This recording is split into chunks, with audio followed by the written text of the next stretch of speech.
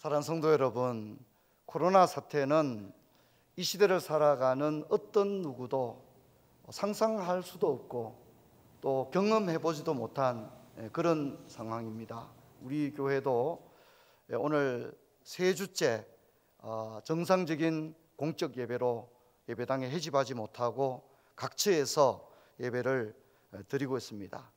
하루속히 이 모든 상황이 끝이 나고 우리가 건강한 몸 또 밝은 표정으로 만나서 마음껏 소리 높여 찬양하고 경배하게 되기를 바랍니다.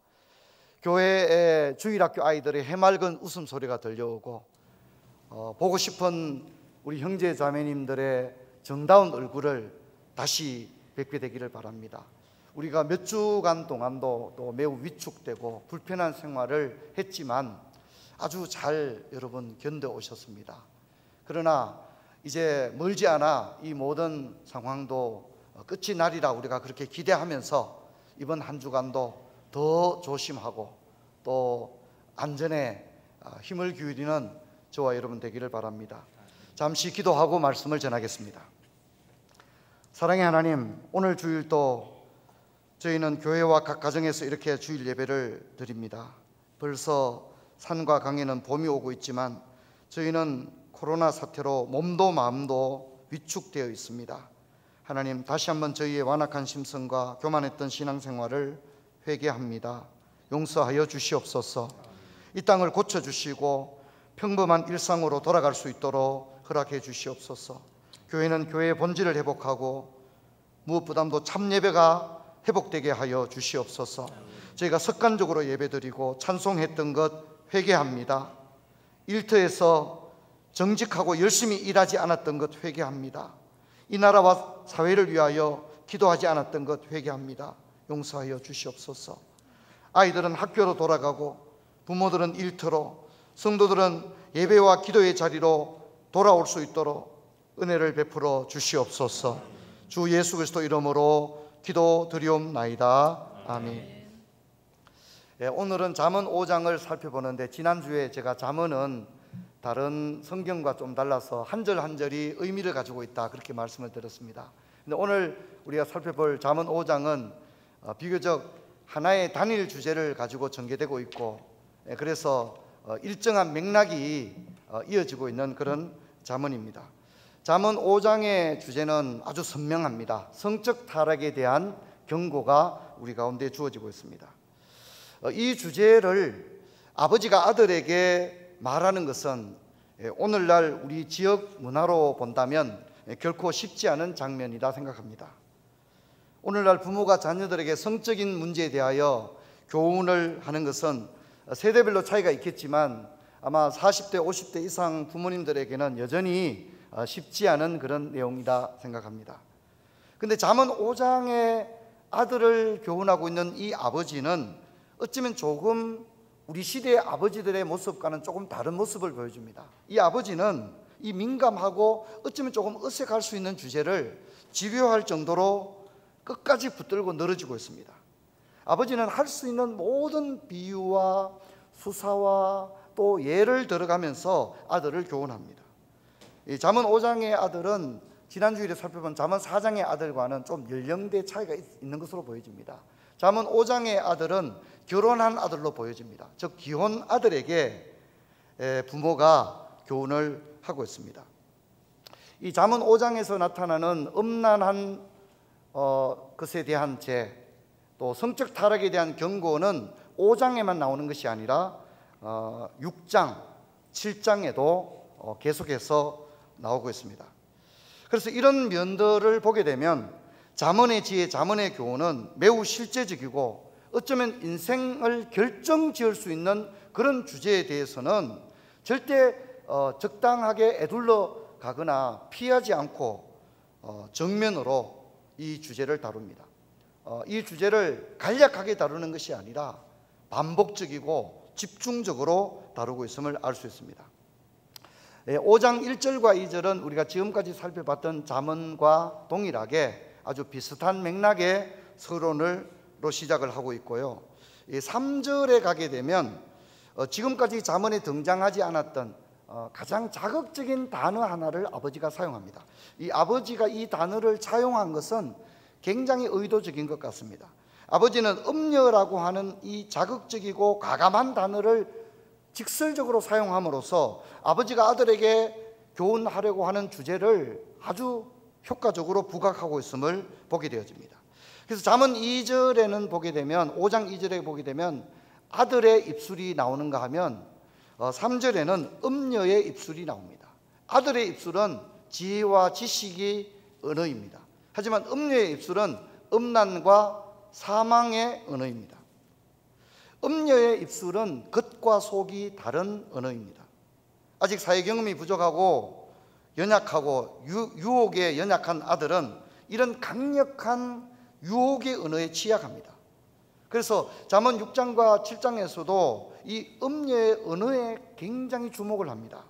그래서 이 치명적인 유혹의 언어를 호리는 말이다, 그렇게 표현을 하고 있는데 잠언 6장 24절에는 이방 여인의 호리는 말, 그리고 7장 5절에는 말로 호리는 이방 여인, 이렇게 묘사를 하고 있습니다.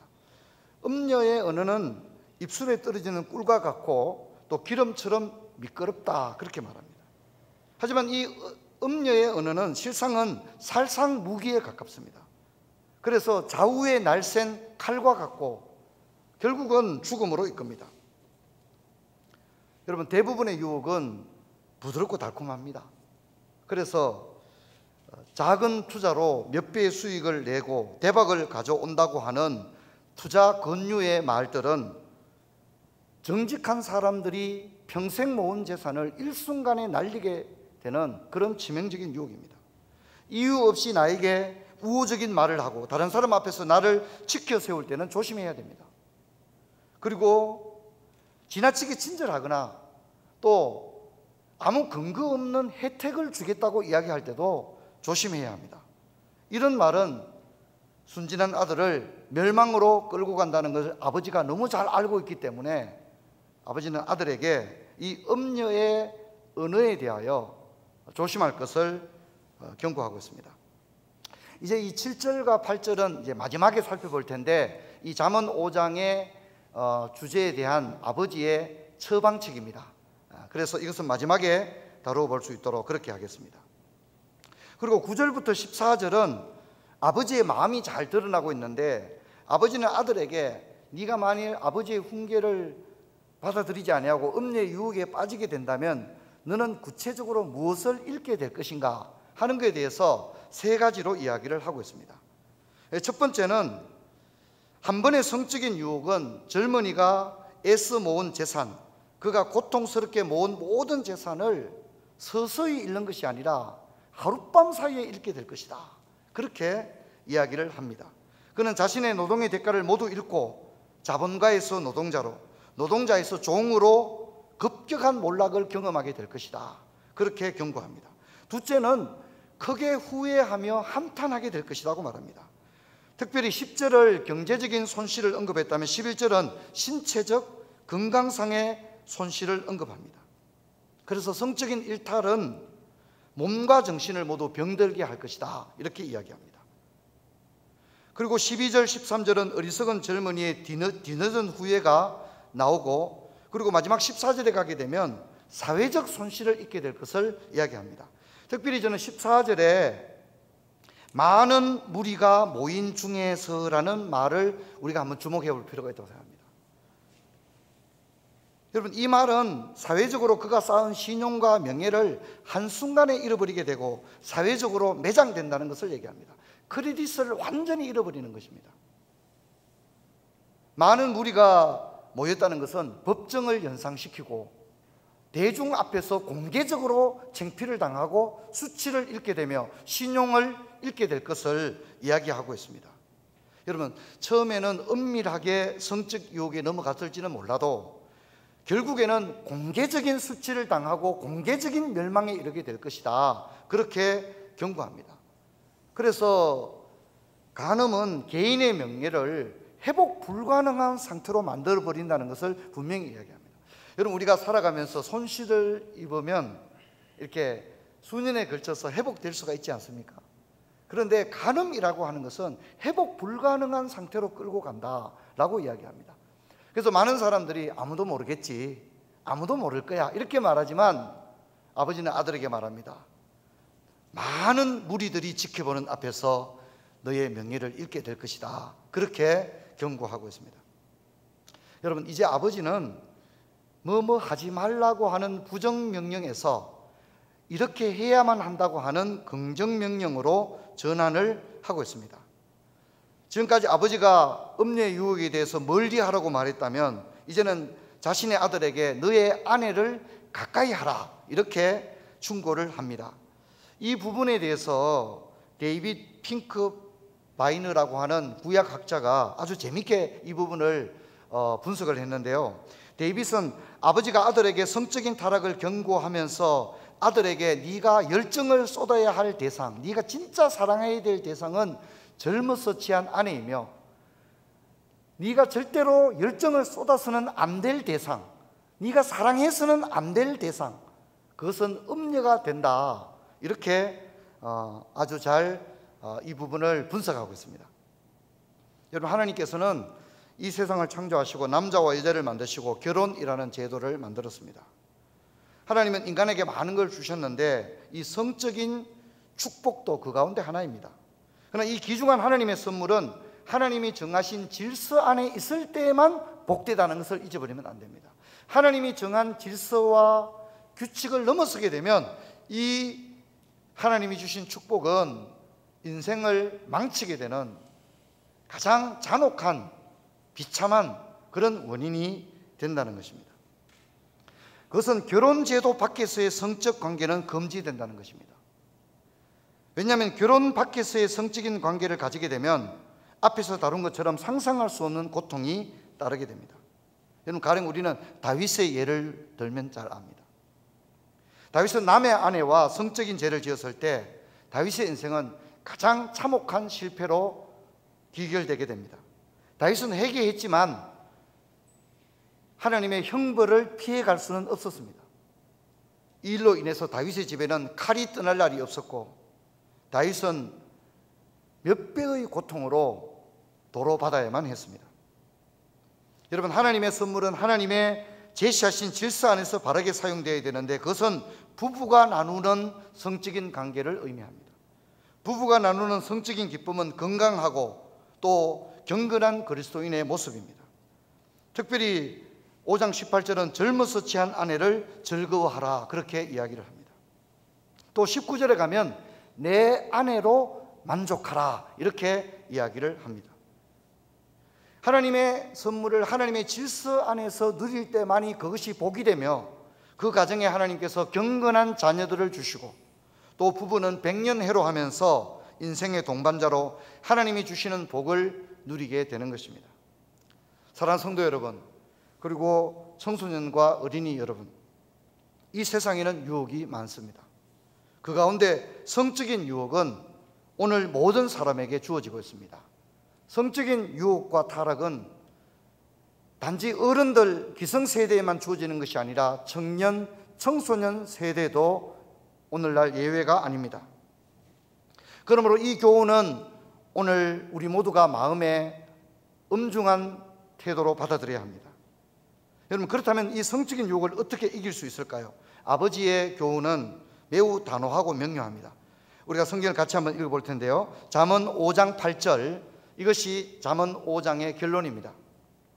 우리 같이 읽겠습니다. 내 길을 그에게서 멀리하라. 그의 집 문에도 가까이 가지 말라. 우리 한 번 더 읽어봅시다. 내 길을 그에게서 멀리하라. 그의 집 문에도 가까이 가지 말라. 아버지는 자신이 사랑하는 아들의 인생을 파멸로 끌고 갈 수 있는 이 치명적인 제약에 대해서 매우 단호하며 또 분명한 대응 지침을 제시하는데 그는 쐐기를 박듯이 멀리하라 그렇게 말합니다. 우리 한번 따라 봅시다. 멀리하라. 멀리하라. 가까이 가지 말라. 가까이 가지 말라. 멀리하라. 가까이 가지 말라. 그렇게 이야기를 합니다. 여러분, 아버지는 아들에게 이겨라, 맞서라, 극복해라, 도전해라 이렇게 말하지 않습니다. 아버지는 멀리해라, 가까이 하지 말라 이렇게 이야기를 합니다. 그래서 요셉도 이것을 멀리했습니다. 성적인 것은 맞서거나 극복해야 될 문제가 아니라 멀리해야 되는 것입니다. 질서 안에서 순종해야 되는 것입니다. 여러분, 이것을 꼭 기억하시기를 주의 이름으로 축원합니다.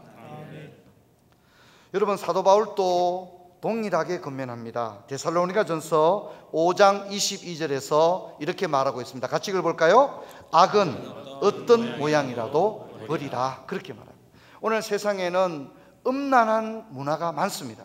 특히 텔레비전 드라마라든가 영화 같은 걸 보게 되면 성적인 죄에 대해서 아주 교양 있고 우아하게 드라마틱하게 묘사하는 것을 볼 수 있습니다. 그리고 오늘날 드라마나 영화를 보면 욕이라든가 이런 것을 아무렇지 않게도 사용하는 것을 볼 수 있습니다.